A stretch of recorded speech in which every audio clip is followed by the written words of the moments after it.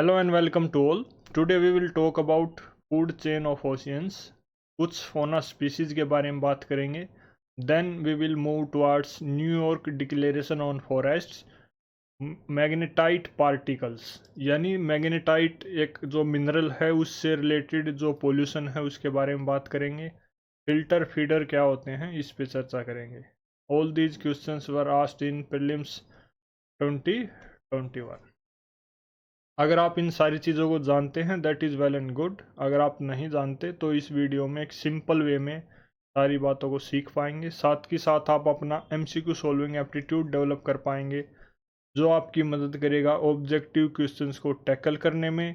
Art of reverse engineering आपको capable बनाएगी किसी भी क्वेश्चन की ओरिजिन को ट्रेस करने में. ओरिजिन से मतलब ये है कि आप ये जान पाएंगे ये क्वेश्चन किस टॉपिक से पूछा गया है और उसे कितना पढ़ना है. देन कीवर्ड की बेसिक नॉलेज आपको कैपेबल बनाएगी यूपीएससी के उन क्वेश्चंस को सोल्व करने में जो हर साल POIQ के बेसिस पे डायरेक्टली या इनडायरेक्टली फ्रेम किए जाते हैं. एंड फाइनली आप अपने कंसेप्ट्स को रिवाइज कर पाएंगे और उन्हें क्लियर भी कर पाएंगे. Consider the following kinds of organisms. 4 organisms के टाइप दे रखे हैं. क्या है? Copepods, cyanobacteria, diatom, foraminifera. Which of the above are primary producers in the food chains of ocean. यानी जो ओशियंस की फूड चेन है पहले तो हमें उसका पता होना चाहिए. उसमें फिर प्राइमरी प्रोड्यूसर्स कौन से हैं, second primary consumers, secondary consumers, tertiary consumers. इस टाइप से जो फूड चेन होती है हर लेवल पे ट्रॉफिक लेवल पे कौन कौन से ऑर्गेनिजम्स लाई करते हैं उस चीज़ का हमें पता होना चाहिए. At this point you can pause the video, read the question again very carefully, try to solve it by yourself, then move towards explanation part. Correct answer in this case is B. यानी cyanobacteria और diatoms ये 2 organisms हैं जो primary producers हैं. कहाँ पे? Oceans की जो फूड चेन है वहाँ पे. ओशियन की फूड चेन जो है उसमें आप देखेंगे इस टाइप से जो फूड चेन के बारे में ऑलरेडी हमने बात की थी. अलग अलग ट्रॉपिक लेवल होते हैं. ये बेस है जहाँ पे आपको प्राइमरी प्रोड्यूसर्स देखने को मिलेंगे. These are the primary producers जैसे फाइटोप्लैंक्टन, डायटम्स, एल्गे या फिर cyanobacteria. Then primary consumers zooplankton, krill, copepods, small fish larvae. There are secondary consumers. In these you will see small fish, squid, some crustaceans. Tertiary consumers के level पे आप देखेंगे large predatory fish and some mammals like tuna, dolphin, seals. और top level पे apex predators होते हैं जहाँ पे large shark, killer whales and some species of large tuna आपको देखने को मिलती है. इस टाइप से जो ओशियन की फूड चेन है वो डिज़ाइन रहती है. हर ट्रॉपिक लेवल पे अलग अलग टाइप के ऑर्गेनिजम्स हैं. कुछ ऑर्गेनिजम्स 2-3 ट्रॉपिक लेवल पे भी होते हैं. ऐसा नहीं कि भाई एक ऑर्गेनिज्म सिर्फ एक ही ट्रॉपिक लेवल पे मिलेगा. कई ऑर्गेनिजम्स ऐसे रहते हैं जो अलग अलग ट्रॉपिक लेवल पे आपको देखने को मिल सकते हैं. फूड चेन के बारे में डिटेल से पढ़ने के लिए लेक्चर नंबर 2 क्वेश्चन नंबर 3 को रेफ़र कीजिए. लेक्चर नंबर 7 में भी हमने इससे रिलेटेड बात की है. And now we will talk about cyanobacteria, copepods और फोरामिनिफेरा. साइनोबैक्टीरिया क्या है? ये ब्लू ग्रीन एल्गे हैं जो मरीन इकोसिस्टम में पाए जाते हैं. इनको प्राइमरी प्रोड्यूसर बोलते हैं क्योंकि ये फोटोसिंथेसिस की प्रोसेस को परफॉर्म करते हैं ऑर्गेनिक मैटर को मतलब प्रोड्यूस करने के लिए. कुछ इनमें हेल्दी बैक्टीरिया होते हैं लेकिन कुछ हार्मफुल होते हैं जो हार्मफुल एल्गल ब्लूम क्रिएट करते हैं. These look like this. Copepods क्या हैं? A small group of crustaceans. ये भी प्राइमरी प्रोड्यूसर्स होते हैं. They feed on phytoplankton and detritus. Sorry, not primary producers but they are primary consumers. Foraminifera क्या हैं? ये सिंगल सेल्ड ऑर्गेनिजम्स हैं. इनकी मतलब सिंगल सेल के होते हैं. ये वो ऑर्गेनिज्म हैं जो अलग अलग ट्रॉपिक लेवल पे पाए जाते हैं. ये प्राइमरी कंज्यूमर के लेवल पे भी पाए जाएंगे, सेकेंडरी लेवल पे भी पाए जाएंगे और ऐसा भी हो सकता है टर्सरी लेवल पे भी देखने को मिले। these look like this, these are copepods. Moving to the next question, consider the following animals: hedgehog, marmot, pangolin, to reduce the chance of being captured by predators। यानी जो प्रीडेटर अगर हमला करता है तो उसकी पकड़ में आने से बचने के लिए which of the above organisms roll up या rolls up and protects their या इट्स वल्नरेबल पार्ट्स। यानी वो अपने जो वल्नरेबल पार्ट्स हैं बॉडी के उनको रोल अप कर लेते हैं, सिकुड़ लेते हैं, मतलब एक टाइप से छुपा लेते हैं। ऐसी एबिलिटी कौन से इन ऑर्गेनिजम्स में होती है? 1 and 2, 2 only, 3 only, 1 and 3। Correct answer in this case is D. यानी पेंगोलिन में वो एबिलिटी है कि they can roll up their body parts and hide it. Then there are hedgehog, उनमें भी ये एबिलिटी है to roll up their body part and protect from being captured by the predators. Marmot उस category में नहीं आते हैं। तीनों ऑर्गेनिजम्स के बारे में देखते हैं। hedgehogs जो हैं दे look like this, you can see in the image. ये स्पाइनी मैमल स्पीसीज हैं जो खासकर यूरोप, एशिया, अफ्रीका में पाए जाते हैं। नॉर्थ अमेरिका वगैरह में ये बिल्कुल एक्सटिंक्ट हो चुके हैं। ओमनीवोरस इनका नेचर है। ओमनीवोरस से मतलब ये है कि ये प्लांट भी खा सकते हैं और एनिमल्स को भी खा सकते हैं, दोनों ही चीज़ों को खाते हैं। इनमें वो एबिलिटी है to roll up their vulnerable part, खासकर हाइबरनेशन के दौर में भी ऐसा करते हैं जब ये हाइबरनेट होते हैं, एंड देन प्रीडेटर के अटैक होने पर भी ये ऐसा करते हैं।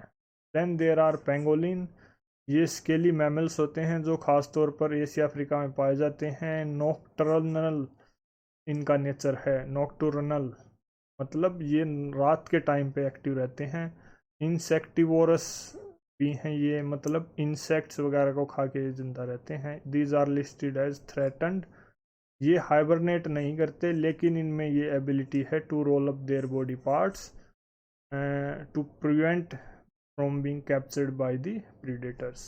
दे लुक लाइक दिस, ये पूरा इस बॉडी को मतलब रोल करके एक मतलब शॉर्ट में छोटे से बन जाते। Then there are marmot, these are large ground squirrel, खासकर यूरोप, एशिया, नॉर्थ अमेरिका में पाई जाती हैं। Then these are not seen during winter because ये हाइबरनेट की प्रोसेस में अंडरग्राउंड चले जाते हैं। Question number 3, with reference to the New York declaration on forest. New York declaration on forest जो है हिंदी में जिसको वनों पर न्यूयॉर्क घोषणा बोलते हैं, उसके संदर्भ में कुछ कथन दे रखे हैं। 5 कथन हैं, ये बताना है कौन सा ठीक है। फर्स्ट क्या है? It was first endorsed at the United Nations Climate Summit in 2014. It endorses a global timeline to end the loss of forests. It is a legally binding international declaration. It is endorsed by governments, big companies, and indigenous communities. India was one of the signatories at its inception. Select the correct answer using the code given below. 1, 2 and 4, 1, 3 and 5, 3 and 4, 2 and 5. Correct answer in this case is which one? A. Sorry, I forgot to mention it here. Is A. मतलब it was first endorsed by UN Nations Climate Summit जो 2014 में हुई थी। ये global timeline set करती है किस बात के लिए कि जो फॉरेस्ट हैं उनका लॉस मतलब कम किया जाए, उसको रोका जाए और एफोरेस्टेशन पे ध्यान दिया जाए। देन फोर्थ, इसको इंडोर्स किया है अलग अलग स्टेक होल्डर्स ने, गवर्नमेंट्स ने, बिग कंपनीज ने, इंडिजिनस ऑर्गेनाइजेशंस ने, civil society organisations, and it is not legally binding rather it is voluntary in nature. यानी आपकी मर्जी है आप इसको अडोप्ट करें या ना करें।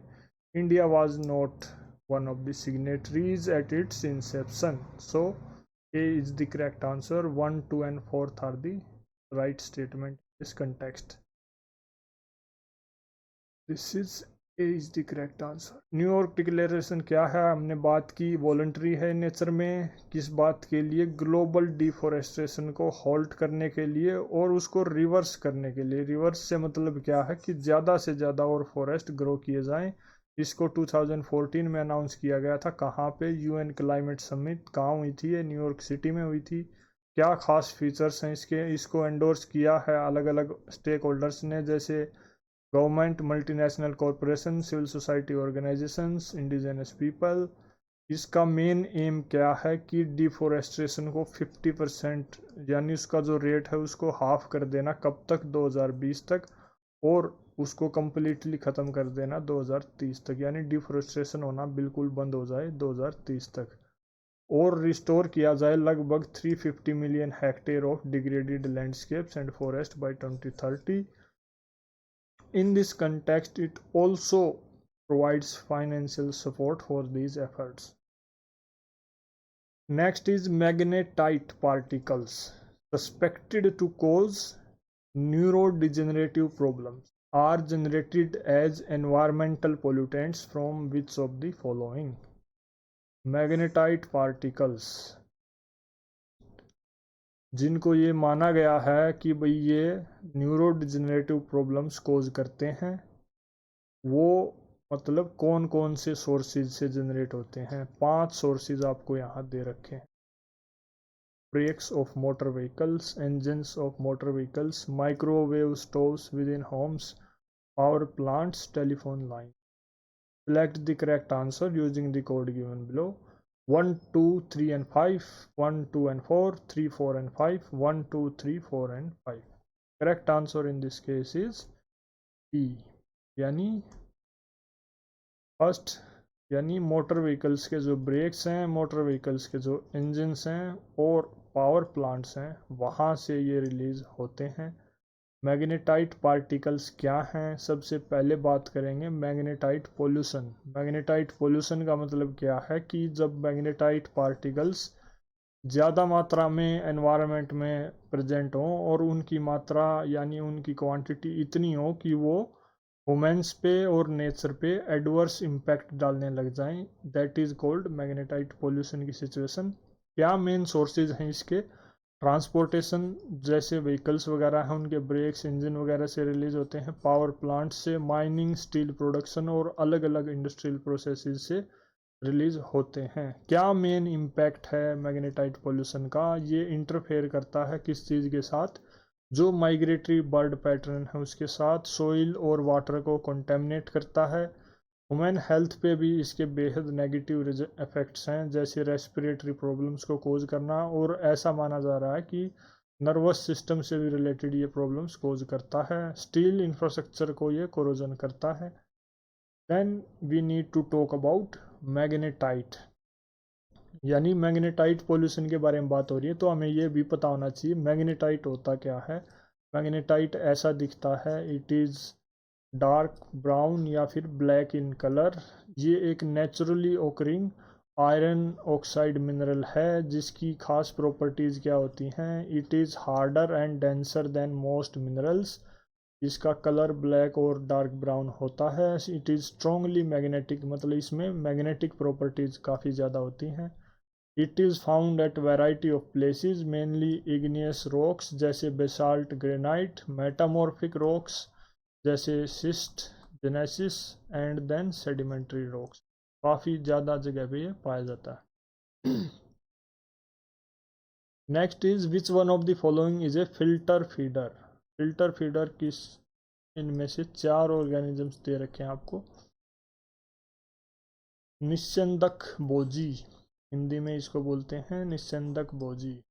ए catfish, octopus, oyster, pelican. Which one of these is correct? Correct answer in this case is C, यानी oyster, सीप जिसको बोलते हैं।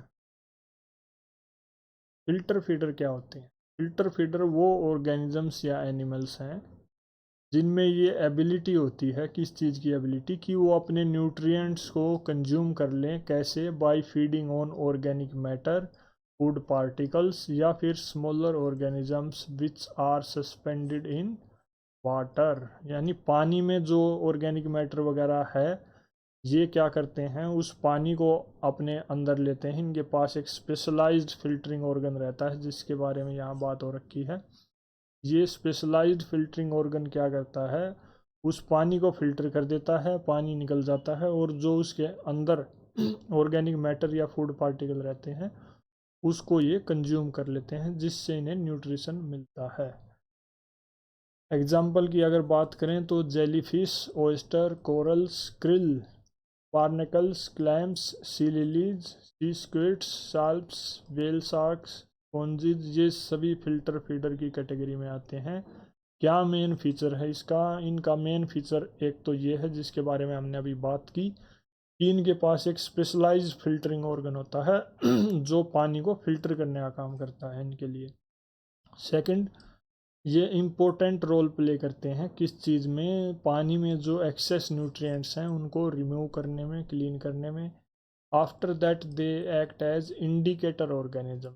इंडिकेटर ऑर्गेनिज्म से मतलब क्या है कि किसी भी एक्वेटिक इकोसिस्टम जो है उसकी मतलब वाटर का पोल्यूशन लेवल कितना है, पानी कैसा है, साफ़ है या ख़राब है, उस चीज़ को भी ये इंडिकेट कर देते हैं। क्योंकि अगर इनके अंदर ज़्यादा पोल्यूटेंट्स मिलेंगे तो इसका मतलब पानी ज़्यादा ख़राब है, क्योंकि ये पानी को फ़िल्टर करके उसके अंदर जो मिनरल्स वगैरह जो ऑर्गेनिक मैटर प्रेजेंट है उसी को कंज्यूम करके ये अपना एनर्जी लेते हैं, न्यूट्रिएंट्स लेते हैं। देन अगर उस पानी में ज़्यादा पोल्यूटेंट्स हैं तो वो भी फिल्टर होकर इनके अंदर जाएंगे। Oysters look like this, you must have seen it somewhere. ये क्लोज्ड वर्जन है, इसको अगर ओपन करते हैं इट लुक्स लाइक दिस। तीन और ऑर्गेनिजम्स के बारे में बात हो रखी है। कैटफिश, ये एक रे फिन्ड फिश है, ऐसी दिखती है। देन ऑक्टोपस, ये भी एक सॉफ्ट बॉडीड ऑर्गेनिज्म है, इसकी बॉडी बेहद सॉफ्ट होती है। बाइलेटरली सिमेट्रिक, इसकी दो आँखें हैं, एक यहाँ पे एक यहाँ पे। देन इसके एक माउथ है और 8 इसके लिम्स हैं इस टाइप से, पीछे की ओर भी है, कैन सी है। ये टोटल 8 इसके लिम्स हैं। ये बेहद इंटेलिजेंट और बिहेवियरली डाइवर्स ऑर्गेनिज्म है अदर ऐसे इस टाइप के इस कैटेगरी के ऑर्गेनिज्म के कंपैरिजन में। पेलिकन एक लार्ज वाटर बर्ड है, it looks like this. That is all in this lecture. अगर आपको चीज़ें यूज़फुल रेलिवेंट लगी, कुछ सीखने को मिला, ज़रूर हमें कमेंट करके बताएं। आप अपने सजेशन भी हमें दे सकते हैं जो चीज़ों को और बेहतर बनाने में हमारी मदद करेंगे। Thank you.